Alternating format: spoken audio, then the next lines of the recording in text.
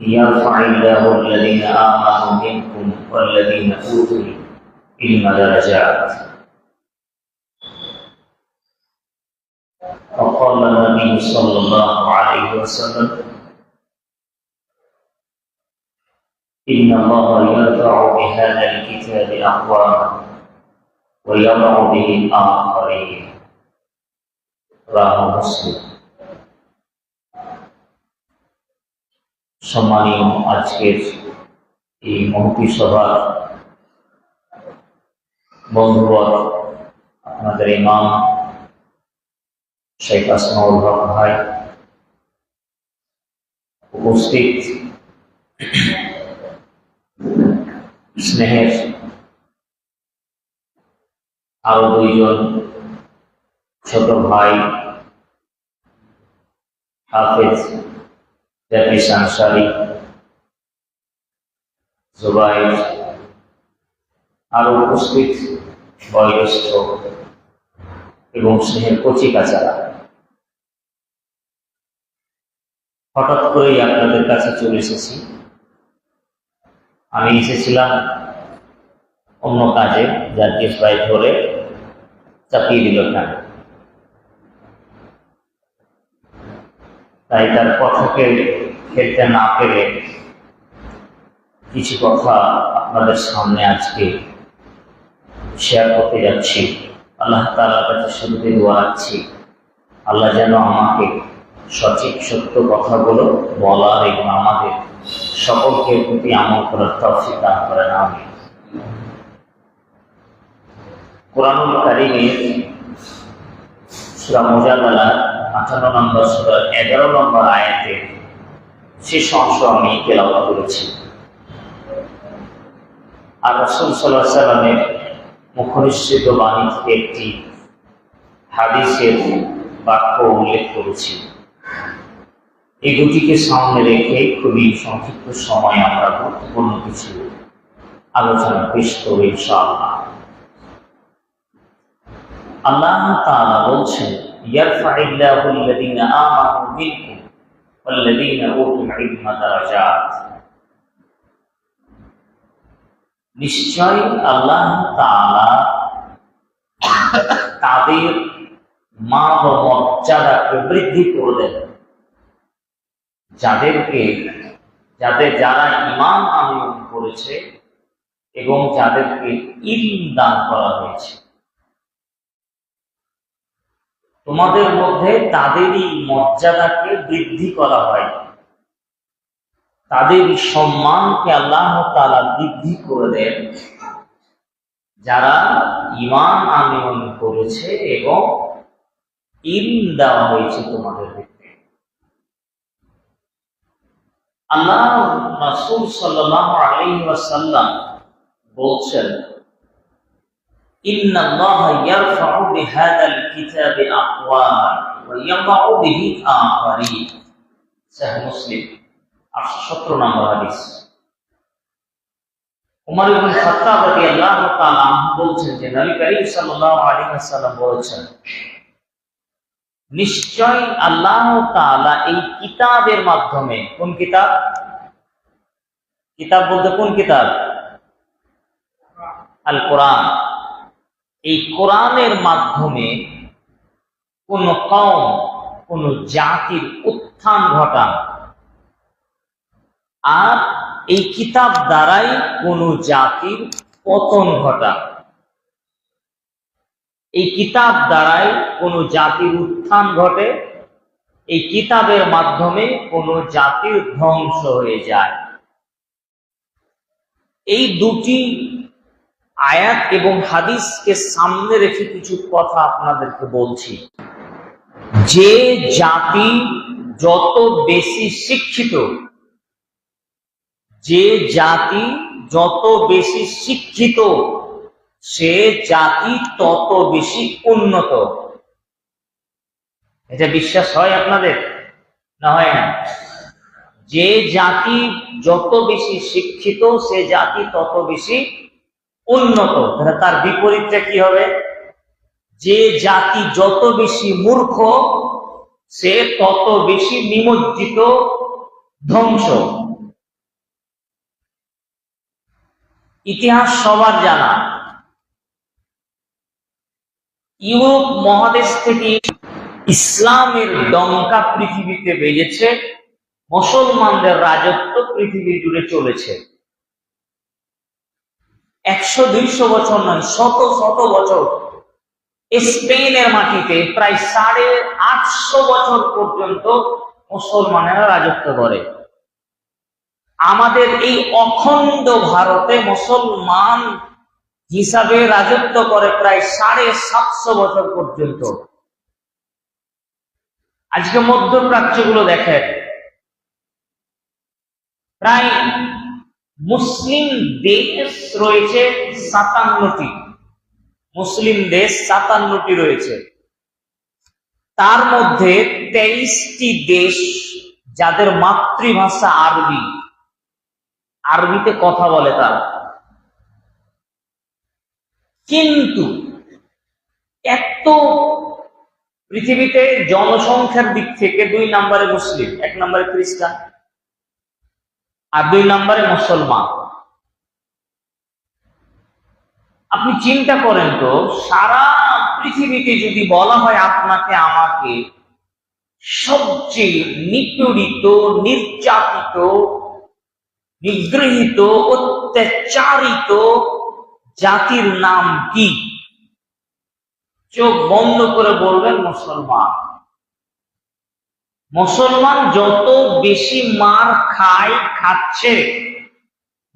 খাচ্ছে, খেয়েছে, পৃথিবীতে আরো অন্য কোন জাতি এত মার খায়নি। আল্লাহ রাসূল সাল্লাল্লাহু আলাইহি সাল্লাম বললেন, এই কিতাব দিয়ে জাতির উত্থান ঘটায়, আর এই কিতাব দিয়ে জাতির পতন হয়। এক সময় এই জাতি, কোন জাতি? মুসলিম জাতি, পৃথিবীর দিকে দিকে শতাব্দীর পর শতাব্দী রাজত্ব করলো। আজকে তাদের বীজ, তাদের মূল কোথাও খুঁজে পাওয়া যায় না। যেই ভারতবর্ষের মাটিতে মুসলমান এত শত বছর রাজত্ব করলো,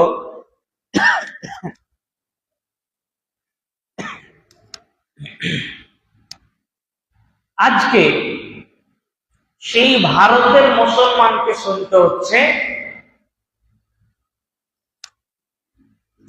যে তোমরা ঘর আপসি করো, ফিরে এসো, হয় বাংলাদেশ যাও না পাকিস্তান যাও, আরো কত কি। কেন? আপনারা কি কখনো এর মূল চিন্তা ভাবনা করেছেন? কালকে থেকে এসআই শুরু হচ্ছে নাকি? আপনারা জানেন না? খবর নেই নাকি আপনাদের কাছে? খবর নেন, ভিডিও থেকে ঘোষণা হয়ে গিয়েছে। আমাদের এলাকায় তো শুরু হয়ে গেছে। তো আমাদের এলাকা মানে বাজিতপুরের কথা বলছি। তো যে জাতি পৃথিবীতে এত রাজত্ব করলো, আজকে তাদের অবস্থাটা একটু যাচাই করেন তো। মূল কারণ কি মনে হয় আপনাদের? আমার কাছে যেটা মনে হয়েছে, আমার ছোট্ট বিদ্যায়, ভাঙাচুরা জ্ঞানে,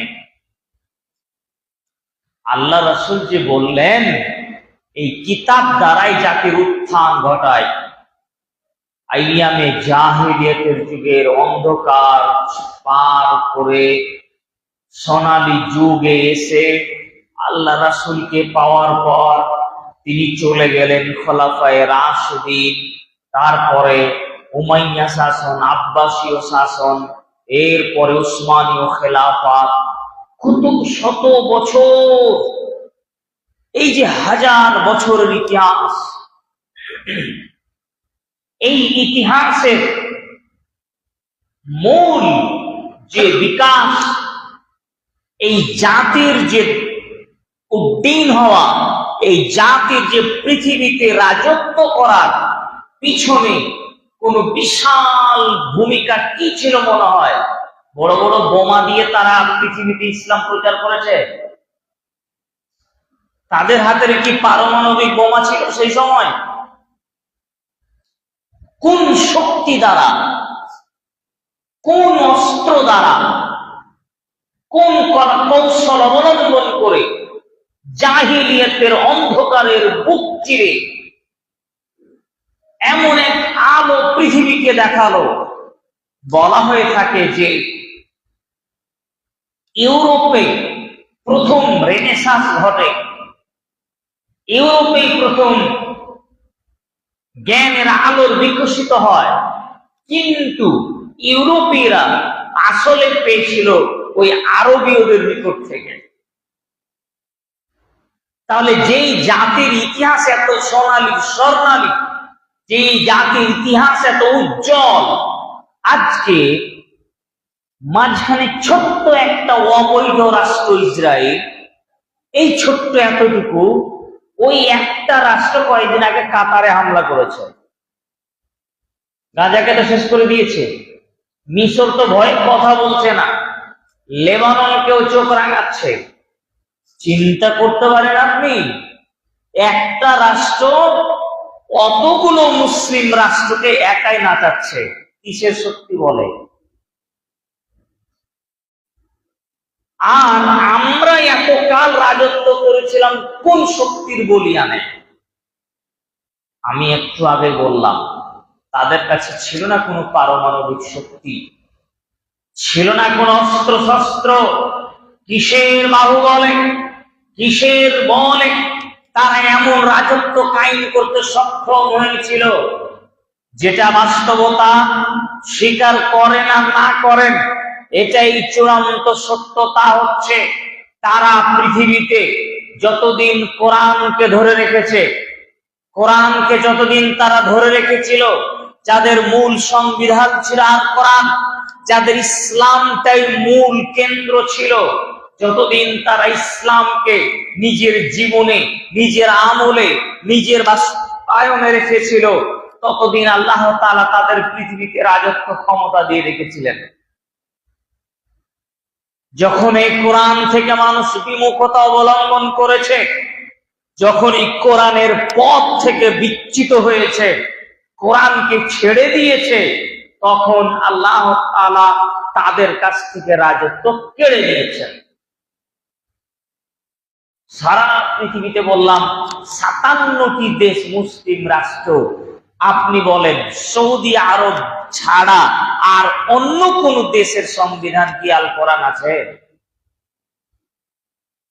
বাংলাদেশ মুসলমান রাষ্ট্র কি নয়? কত পার্সেন্ট মুসলমান? 90% মুসলমান। আজ পর্যন্ত ঝামেলা মিটে না ওদের, ওরাই মারামারি করে এখন পর্যন্ত। পাকিস্তান মুসলমান কি মুসলমান নয়? আমাদের প্রতিবেশী দেশগুলোকে দেখেন না, যারা মুসলমানের দাবিদার, এরাই এখন পর্যন্ত আজ স্বাধীনতার 70 বছর পরেও তারা তাদের সংবিধান কোরআন করতে পারেনি। তার মানে এটা খালি আপনি বিশ্ব পরিস্থিতি দেখে আপনাকে আমি কি বোঝাতে চাইছি, আপনাকে কি বোঝাতে চাইছি, আপনাকে এটা বোঝাতে চাচ্ছি আমি যে ওই লেভেলটা ছেড়ে এবার আপনি আপনার দিকে তাকান তো। আপনি নিজেকে মুসলমান মনে করেন? নিশ্চয়, অবশ্যই মুসলমান মনে করেন। আপনি এটা দাবি করেন কিনা যে কোরআন অবশ্যই পড়তে হবে? বিশ্বাস করেন? দাবি করেন? কোরআন আল্লাহর বাণী চূড়ান্তভাবে বিশ্বাস করেন? কোরআনের প্রত্যেকটি শব্দ, বর্ণ সবগুলো আল্লাহ তাআলার পক্ষ থেকে, এটা আপনি বিশ্বাস করেন? কোরআন আল্লাহ রাসূলের উপর আল্লাহ অবতীর্ণ করেছেন, এটা চূড়ান্তভাবে বিশ্বাস করেন? কোরআন পড়া প্রত্যেক মুসলমানের উপরে অপরিহার্য, ফরজ। মর্মে আনাস রাদিয়াল্লাহু তাআলা আনহু বলেন, রাসূল সাল্লাল্লাহু আলাইহি ওয়াসাল্লাম বলেছেন, তলবুল ইলমি ফারিদাতুন আলা কুল্লি মুসলিম।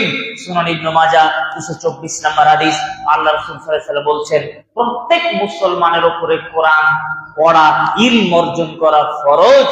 এই যে আপনি জেনেছেন, আজকে জেনেছেন কোরআন পড়া ফরজ একটা মুসলমানের জন্য, এ কথা কি আমার মুখে আজকে প্রথম শুনলেন? না যখন জন্ম থেকে জ্ঞান হয়েছে, আলেম ওলামার খুতবা বক্তব্য শুনেছেন, তখন থেকেই জানেন যে হ্যাঁ, মুসলমানকে কোরআন পড়তে হবে, কোরআন জানতে হবে, কোরআনের জ্ঞান নিতে হবে? তখন থেকেই শুনে আসছেন, এখনো শুনছেন, আগামীতেও শুনবেন। এই যে শুনলেন, এই যে শুনছেন, এই যে শুনবেন, তারপরেও যদি এখানে উপস্থিত মানুষের একটা বলি কয়জন কোরআন পড়তে জানেন, 2-4-5 জন ছাড়া সবাই জিরো। এটা তো বাস্তবতা। অথচ আপনি জন্মের পর থেকে শুনে আসছেন যে কোরআন পড়তে হয়, কোরআন পড়তে হবে, মুসলমানকে কোরআন জানতে হবে। আপনি বিশ্বাস করেন কোরআন আল্লাহর বাণী, আপনি বিশ্বাস করেন যে কোরআনের সমস্ত কিছু আল্লাহ তাআলার পক্ষ থেকে এসেছে, আপনি বিশ্বাস করেন যে কোরআনে কোনো ভুল নেই, কোনো ত্রুটি নেই, কোনো সন্দেহ নেই। আপনি এ কথাও বলেন যে কোরআনের জ্ঞানই হচ্ছে প্রকৃত জ্ঞান। আপনি বললেন, মানলেন, স্বীকার করলেন, জানলেন, বুঝলেন, কিন্তু তারপরেও কোরআন খুলে দেখলেন না, পড়লেন না, গবেষণা করলেন না। আরে নিজে তো থেকেছেন মূর্খ, অজ্ঞ, এখনো আপনার বিবেক খুললো না যে আপনার ছেলেটা, আপনার মেয়েটা এখন যে সে বড় হচ্ছে, তাকে যে কোরআন পড়াতে হবে, এইটুকুও বিবেক এখন পর্যন্ত হলো না আপনার। আপনার ছেলেটা একটু ভালো ব্রেনিয়ান হলে আপনি উঁচু ভালো টাকা দিয়ে মিশনে ভর্তি করেন, কোরআন শিখানো তাকে প্রয়োজনীয় মনে করেন না। এই যে ছোট ছোট বাচ্চাগুলো সালাত আদায় করছে, আলহামদুলিল্লাহ, আপনি বলেন এই বাচ্চাগুলো যে নামাজে বলছে আলহামদুলিল্লাহ রাব্বিল আলামিন, তার কোনো মানে বুঝছে? নিশ্চয়ই বুঝতে পারবে না। আপনি আরেকটা কথা এখানে বলেনি, একজন আলেম, কোরআন হাদিসের জানকার ব্যক্তি, এই ব্যক্তিকে শয়তানে পথভ্রষ্ট করতে যত বেশি কঠিন একটা সাধারণ ছেলে যে কোরআন হাদিস জানে না, বুঝে না, কিন্তু ছোট থেকে নামাজ পড়ে, তারপরেও যেহেতু কোরআন হাদিসের ইলম নেই, তাকে পথভ্রষ্ট করা শয়তানের কাছে খুবই সহজ। বহু মানুষকে দেখেছেন সাধারণ একদম দাড়ি টাড়ি ছেড়ে দিয়ে একবারে মনে হচ্ছে যে আলেম থেকে বেড়ে গেল, এত ইবাদতে মগ্ন হলো, কয়েকদিন পরে দেখছেন দাড়ি টাড়ি ছেড়ে দিয়েছে, যে নামাজটা ধীরে ধীরে ছেড়ে দিয়েছে।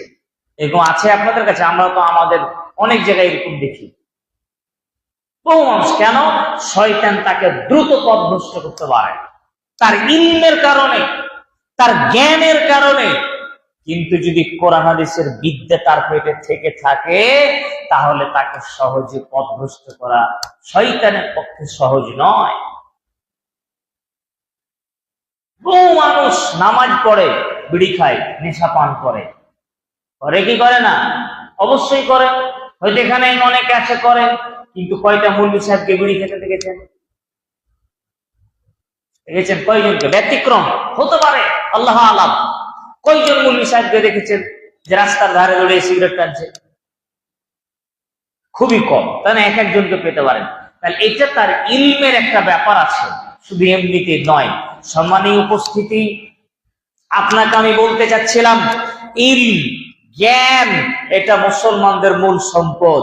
যারা কোরআনের জ্ঞান অর্জন করলো, কোরআনকে যারা যে জাতি ধরে নিল, কোরআনকে যে জাতি গ্রহণ করলো, আল্লাহ তাআলার পক্ষ থেকে সেই জাতির উত্থান ঘটানো হবে, সেই জাতির বিকাশ ঘটানো হবে, সেই জাতিকে আল্লাহ তাআলা রাজত্ব দান করবেন, সেই জাতি পৃথিবীতে রাজত্ব করবে।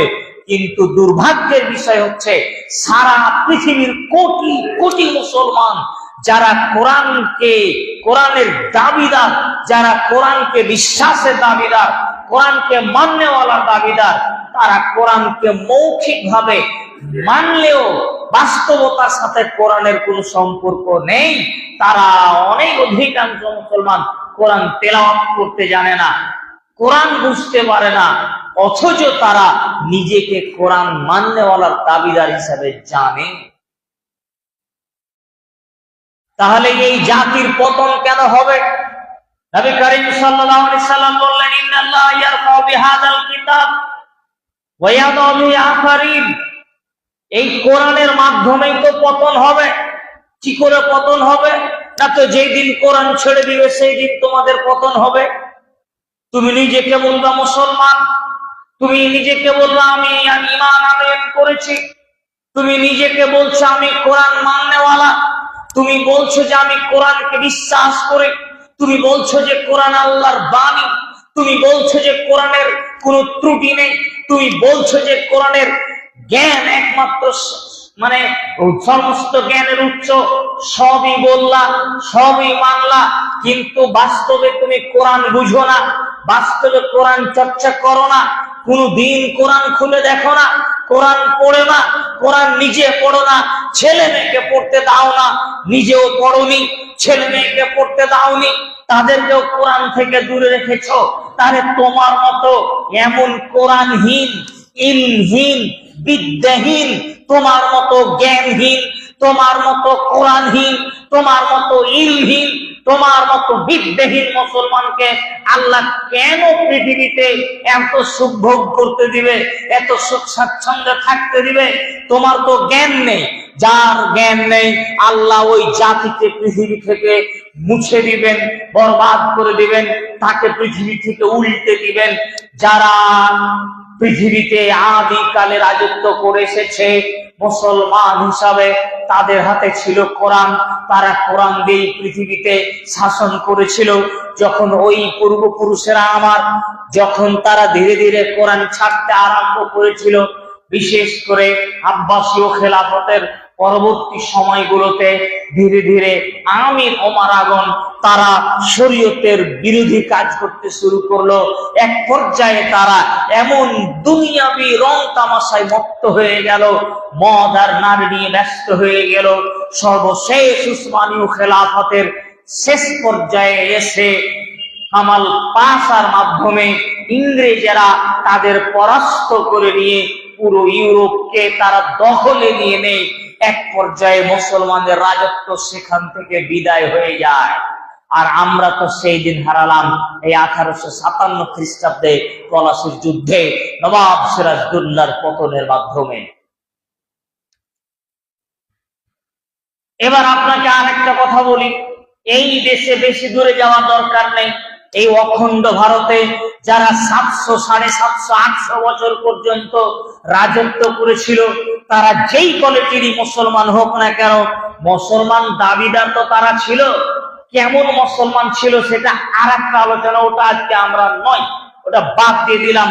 তারা তো আল্লাহকে এক বলতো, তারা তো আল্লাহ রাসূলকে গ্রহণ করত, তারা তো কোরআনের প্রতি ঈমান রাখতো, তারা এত কিছু করলো, তারা সারা দেশের বিভিন্ন জায়গায় বড় বড় নানা রকম ঐতিহাসিক প্লেস, স্থান তৈরি করেছে, কিন্তু মুসলমানদের শিক্ষার জন্য তারা কি করেছে বুঝতে পারলেন না মনে হয়?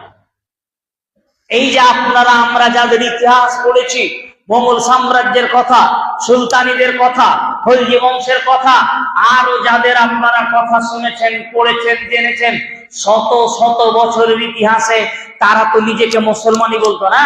বাবর, আকবর, হুমায়ুন, জাহাঙ্গীর, কবির, কারা ছিল? এরা মুসলমান ছিল না? মুসলমানই তো ছিল। শাহজাহান কি করেছে? বলে ওর স্ত্রী মারা গেছে, এই জন্য 20 বছর ধরে 22,000 শ্রমিক নাকি দিয়েছে, তার স্ত্রীর কবরের উপর মাজার তৈরি করে তাজমহল তৈরি করেছে। কোটি কোটি টাকা সেই সময়ের কোটি কোটি টাকা।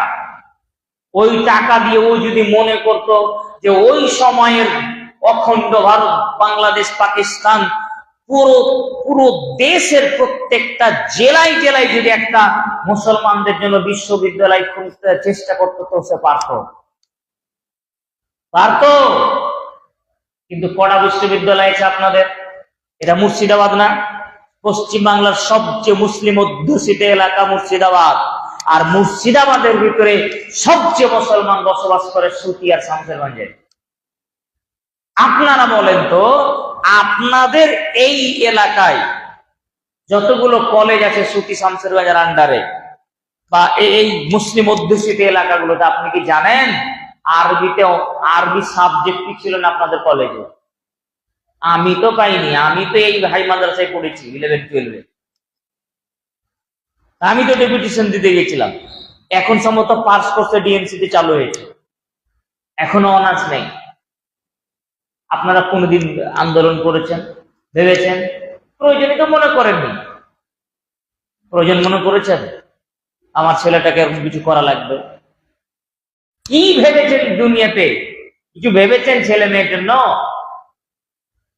যদি বলেন তা হচ্ছে জ্ঞানের যুদ্ধ, বিজ্ঞানের যুদ্ধ, প্রযুক্তির যুদ্ধ, আর মুসলমানেরা এইটাতে সবচেয়ে পিছনে। এরা তো নিজেরাই মারামারি করতে ব্যস্ত, নিজেরাই মারামারি করতে ব্যস্ত। এইভাবে হয় না। সুতরাং আপনাদের প্রতি আমাদের পক্ষ থেকে জোরালো আবেদন থাকবে যে আপনারা নিজ নিজ সন্তানদেরকে দ্বীনের, শরীয়তের মৌলিক জ্ঞানটুকু দেওয়ার চেষ্টা করবেন। আবশ্যিক আমি বলিনি যে আপনাদের 5টা সন্তান তো সবগুলোকে আলেম আর হাফেজ বানিয়ে দেন। একটাকে আলেম বানান, আর একটাকে ডক্টর বানান, একটাকে প্রফেসর বানান, ঠিক আছে, কিন্তু প্রত্যেক সন্তানের ভিতরে দ্বীনের মৌলিক জ্ঞান, তাওহীদ, শিরক, সুন্নাহ, বিদআত, হালাল, হারাম। পড়া বললাম তাওহীদ, শিরক, সুন্নাহ, বিদআত, হালাল, হারাম। এই 6টি মৌলিক জ্ঞান আপনাকে দিতে হবে আপনার সন্তানকে। মানে ইহকালও যাবে, পরকালও যাবে, ইহকালও যাবে, পরকালও যাবে। বাঁচার পথ খুবই কঠিন। সম্মানীয় উপস্থিতি, রাসূল সাল্লাল্লাহু আলাইহি ওয়াসাল্লাম এই জন্য বললেন, মান তাআল্লামাল কুরআন খায়রুকুম মান তাআল্লামাল কুরআন ওয়া আল্লামা। সহিহ বুখারী 5027 নম্বর হাদিস। রাসূল সাল্লাল্লাহু আলাইহি ওয়াসাল্লাম বলেছেন, তোমাদের মধ্যে সর্বশ্রেষ্ঠ ব্যক্তি হচ্ছে সেই ব্যক্তি যে কোরআন শিখলো, অন্যকে শিখালো। কোরআনের প্রথম আদেশটা কি ছিল? কি ছিল বলেন? জানেন না কেউ? বলেন না। ইকরা। ইকরা মানে পড়ো, পড়ুন। এখানে পড়ো মানে শুধু রিডিং পড়াই নয়। ইকরা, আপনি পড়ুন, পাঠ করুন, গবেষণা করুন, অনুধাবন করুন, জ্ঞান অর্জন করুন। কোরআনের আদেশটাই শুরু হলো ইলম দিয়ে। কোরআনের আদেশটা শুরু হলো ইলম দিয়ে। ইমাম বুখারী রাহিমাহুল্লাহ বলছেন, আল ইলমু ক্বাবলাল ফাইল ওয়াল আমাল। নিশ্চয় কথা আর কর্মের পূর্বে ইলম। আপনি নামাজ পড়বেন, কিভাবে নামাজ পড়বেন এটা জেনে না না জেনে? না জেনে কি হয়? না জেনে। ওই জানাটার নামে ইলম, ওটার নামে জ্ঞান।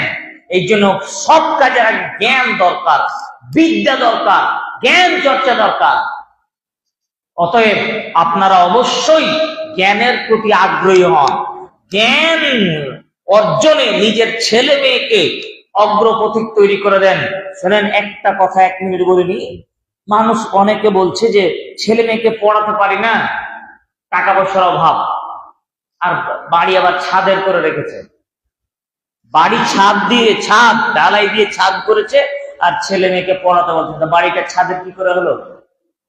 বুঝতে পারলেন না কথা? খড় দিয়ে ঘর করবেন, টিন দিয়ে ঘর করবেন। ছেলে মেয়েকে পড়ানোর জন্য টাকা খরচা লাগবে, ঘরের ছাদের টিন খুলে খুলে বিক্রি করে পড়াতে হবে। ইট দিয়ে বাড়ি করলেন কেন? বাড়ির দেওয়ালের ইট খুলে খুলে বিক্রি করে ছেলে মেয়েকে পড়াতে হবে। দেখবেন যে ওইটাও নেই, তো বাপের যে জায়গা ভাগ পেয়েছেন 2-4 কাঠা, ওটা বিক্রি করে ছেলে মেয়েকে পড়াতে হবে। ওটাও শেষ হয়ে গেছে। পড়াতে পড়াতে ভিক্ষা করে ছেলে মেয়েকে পড়াতে হবে। পড়াতেই হবে, জ্ঞান অর্জন করাতেই হবে। এটা আবশ্যিক আপনার জন্য। আল্লাহ আমাদের বুঝার তৌফিক দান করুন। আমিন। ওয়া আখিরু দাওয়ানা আলহামদুলিল্লাহি রাব্বিল আলামিন। আসসালামু আলাইকুম ওয়া রাহমাতুল্লাহি ওয়া বারাকাতুহু।